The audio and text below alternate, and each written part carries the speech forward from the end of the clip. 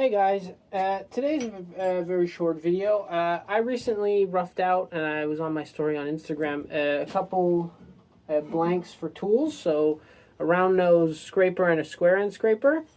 So today I'm just going to be turning the handles for them. I also made a depth drill. I wanted to film a video for this, but the camera didn't work, so that's what it looks like. But I can't show you guys the making of the process of making it. But I will show you the other two big handles, so let's get into it. So here's the blank, that's the hole. So that's going into a spur drive between centers. Now I cut this square to get it as square as possible before actually turning it, because it just makes it a little bit easier. I'm going to need a bigger rest. Use my 14-inch rest. It's still going to be a little bit short, but... And we're going to rough this down with a skew chisel, as we always do. So let's just make sure that that's solid. Perfect.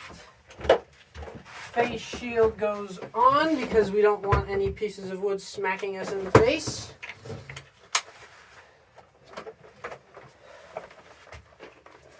All right.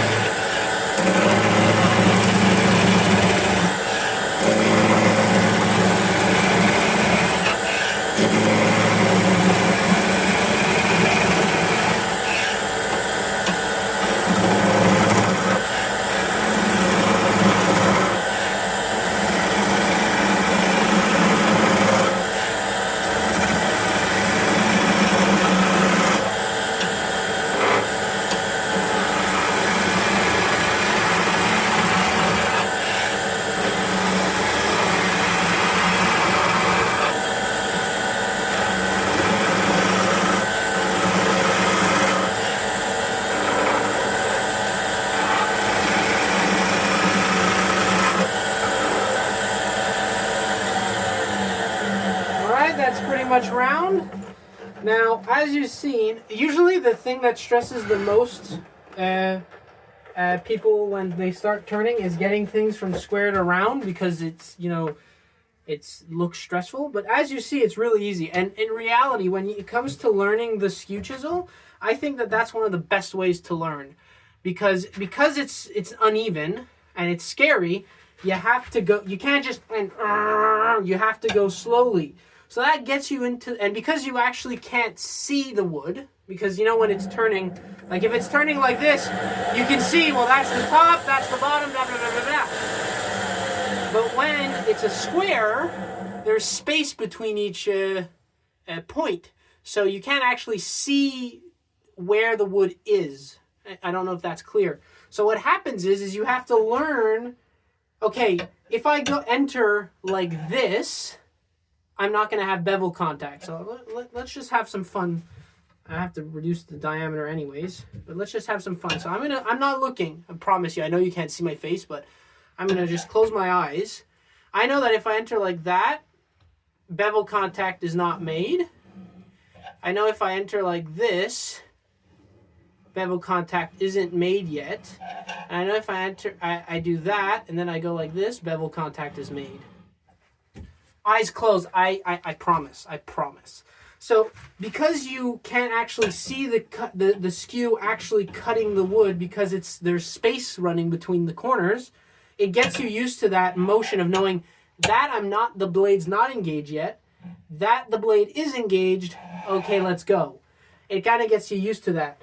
So one of the best ways that I learned the planing cut was roughing down things, not using a spindle roughing gouge, using the skew, and then to do the actual turning, I'd use a spindle gouge. But to rough down everything round, I'd use a planing cut with the skew, and that's how I got really, really good with the planing cut in both directions, because you have to get used to turning that way, but also turning this way. So I think that's my advice to you. So now we're going to do the ferrule. So just going to mark up where that should go. It should go here. It's a very long handle because this is a tool that's going to be used for end grain hollowing. So it needs to be sturdy. So I made a little bit of a longer handle. The longest handle I have in my tools is this one, which is a shear scraper. And it's a little bit longer. So I like this tool. I really like this tool. So I'm actually going to try and make a similar shape. So that's about how much I need for the ferrule. So I just sharpened my beading and parting tool. So we're going to do some tenon work, making a tenon. So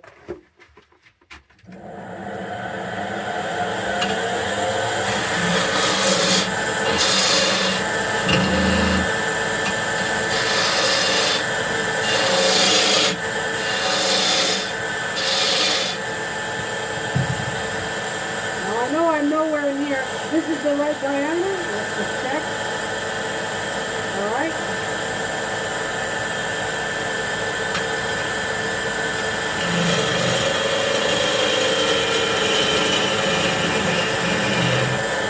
There we go.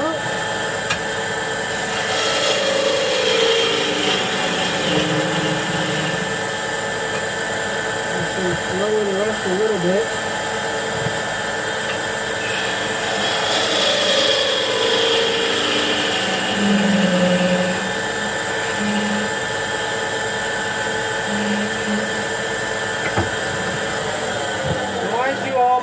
Remember from my other videos talking about tool handles, you want to make sure the fit is good, but you don't want it too tight because once it's on, you can't get it off. So I actually made a tad mistake. I went a little bit too far. That's not too bad. I would have minded if I had a very short handle. Like if I had a handle like this and I needed to back everything up, it would have a little bit annoyed me, but this is extremely long. So I'm not too worried. So just a little bit off this edge.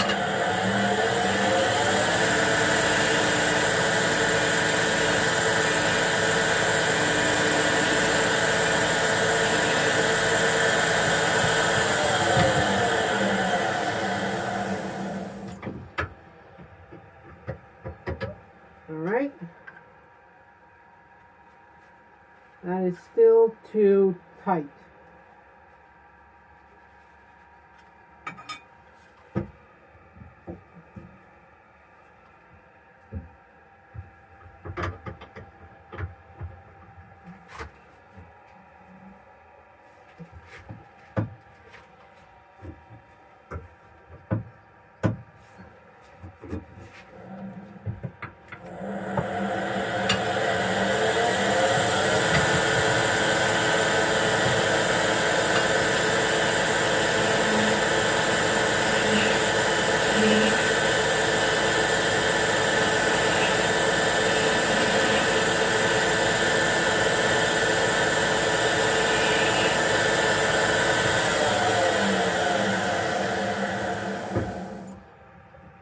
Alright, I have a feeling that this is not bad.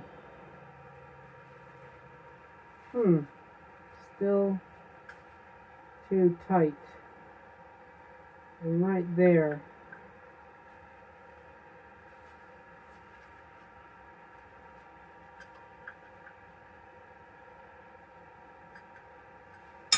Still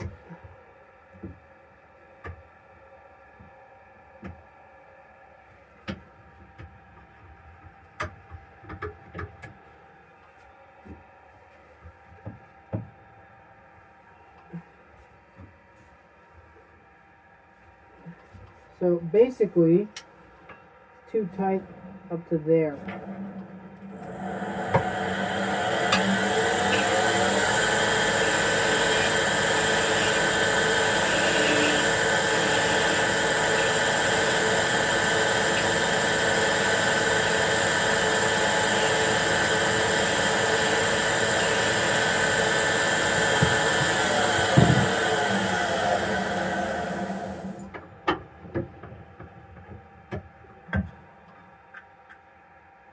Alright, I could hammer that in.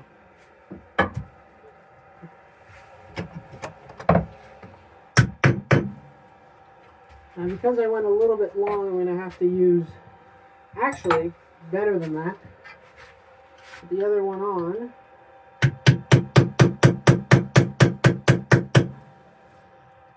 There we go. And that little nub, I can just go get rid of on the belt sander. So that's not coming off. That's good. Alright, so put that back in, and then we'll start with the handle. So, how I approach handle design, I didn't talk about it in the other, I made another video on a spindle gouge and a skew. I haven't posted it yet, but it's coming. On handle design, I like a simplistic handle. The one thing I hate, though, is this. So this is an old handle that I mistake. It's that. I hate when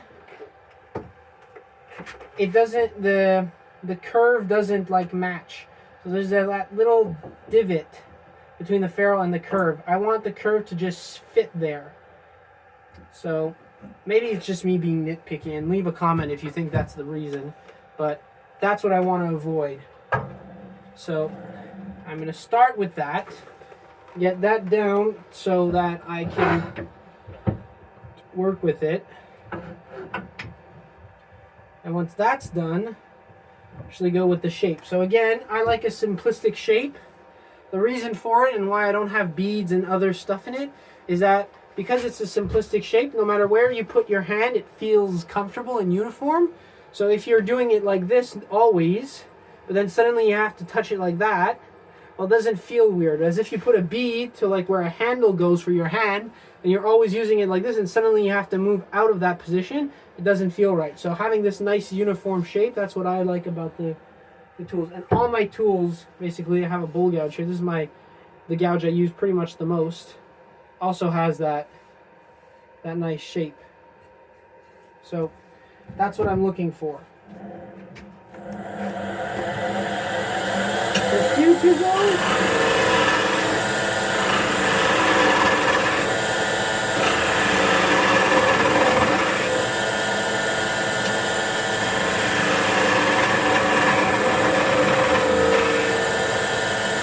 Like that. So I'm not touching that anymore. That's finished. That's a little bit big, so that's fine. But that curve, I'm not touching it anymore. Okay. Lower that.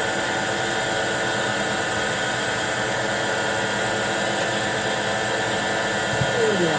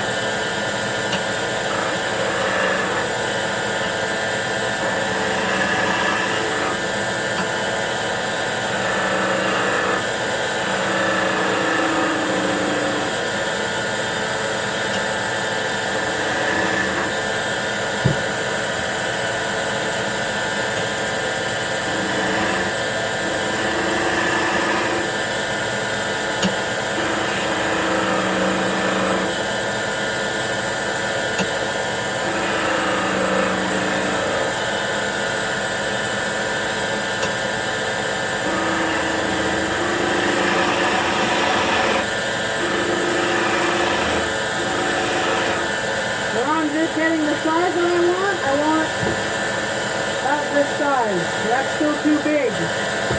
It's too bulbous.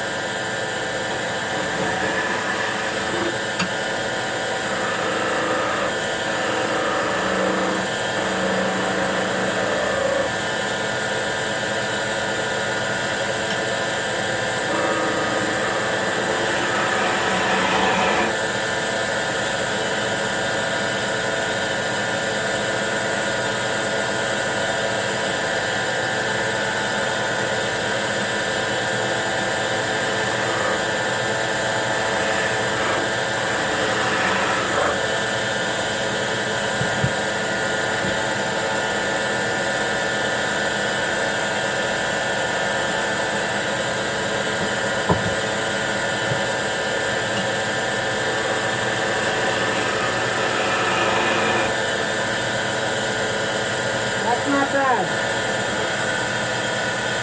When it comes to this side,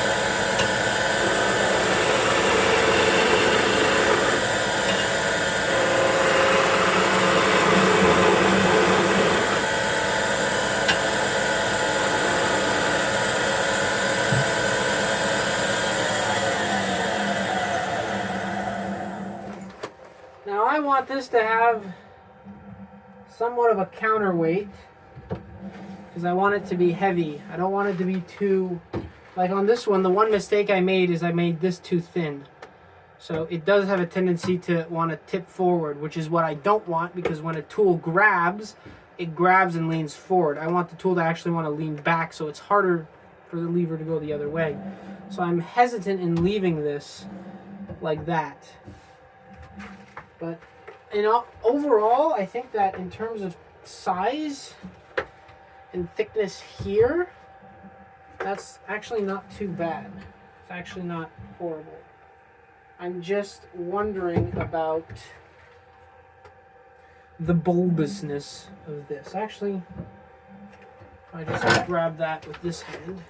That's my tool hand. Maybe just a little bit less. Even that, I think that's pretty much okay. Like if I just check with my amazing number reading thingies. That's that. A little bit more there, but if I look at this one, I'm pretty close. Like it's not horrendously far off. So I'm actually going to leave that like that. I'm going to just work that out.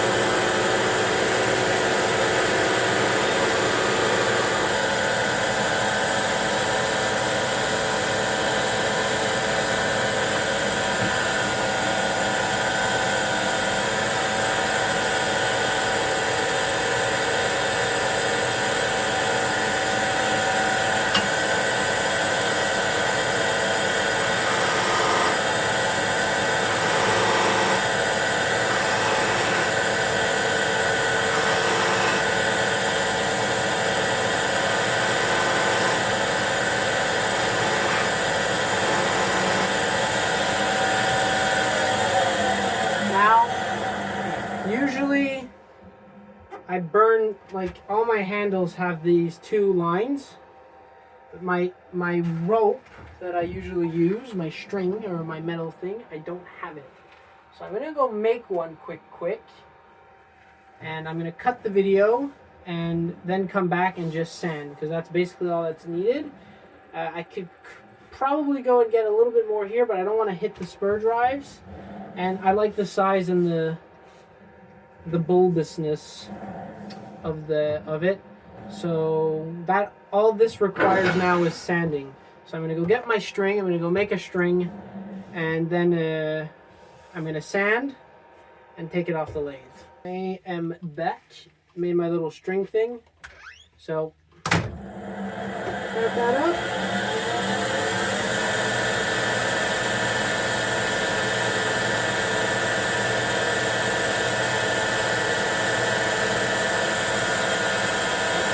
There we go. Now to sand this, I'm going to sand it through multiple grits. So I have 150. I don't think I need 80 though. Oh, it smells like burning wood. It smells so nice. So that's 350. I think that's 350. Is that 350 or?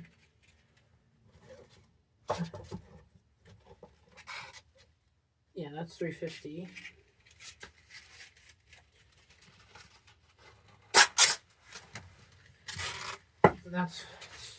This is 320.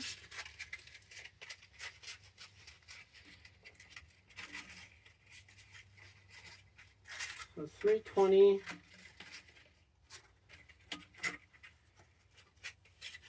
This is 400. I think this is also 320. Oh no, I'll pass it anyways. And 240. So just all the grits I have. It doesn't need it. It's smooth, right? But I want it to be super, super smooth. So 150. I can also do the ferrule. I usually do the ferrule.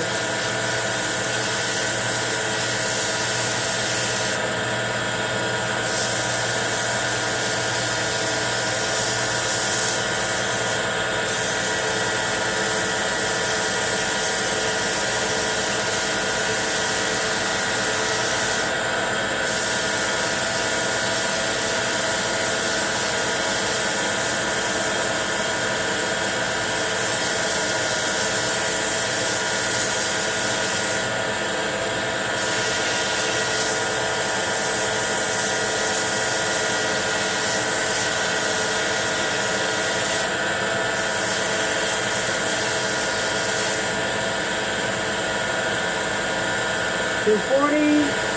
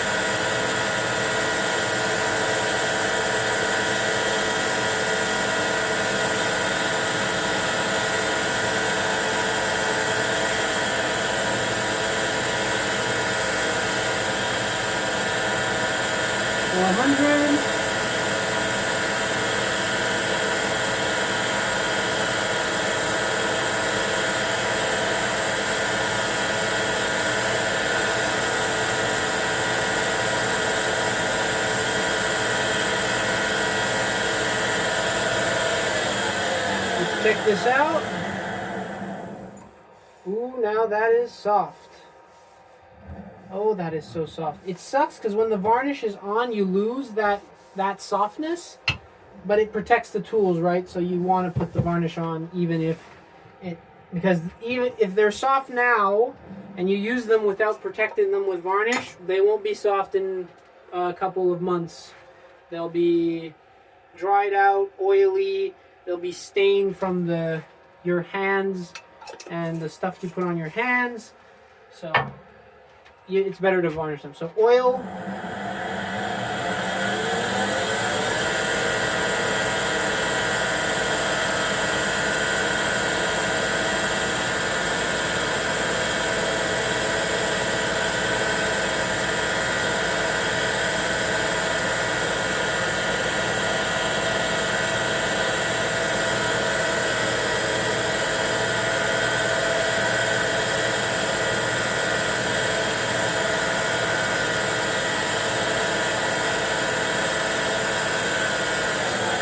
There we go.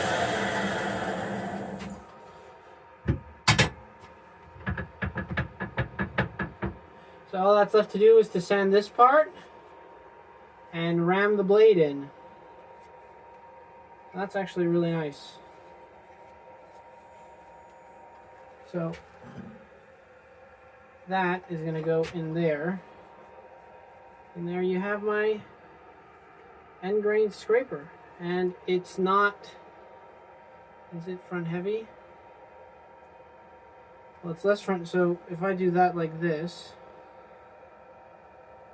the balance point is about there. This one,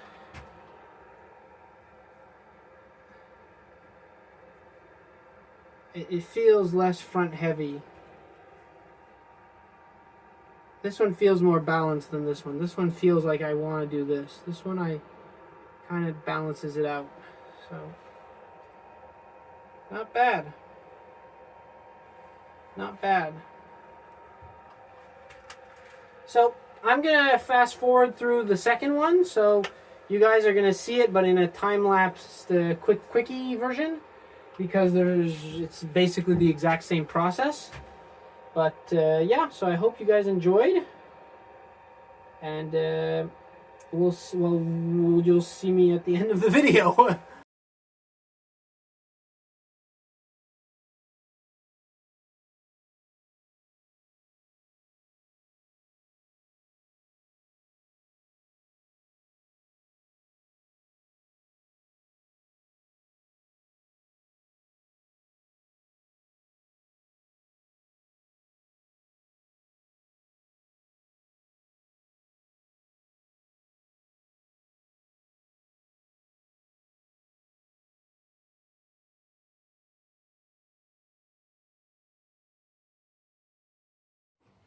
So I hope you guys enjoyed this video. So I have my two handles. They're a lot more balanced than the previous ones of this size, so I'm pretty happy. So yeah, I'm excited to use them. So they're not sharp yet. I'm going to varnish them first, then sharpen them. So if there's any sparks or metal residue, it doesn't stain the wood because they will be a coat of varnish. And then I will also brand them with my logo that I have. So I hope you all enjoyed. I hope you learned a little bit. And as always, happy turning, and we'll see you next time.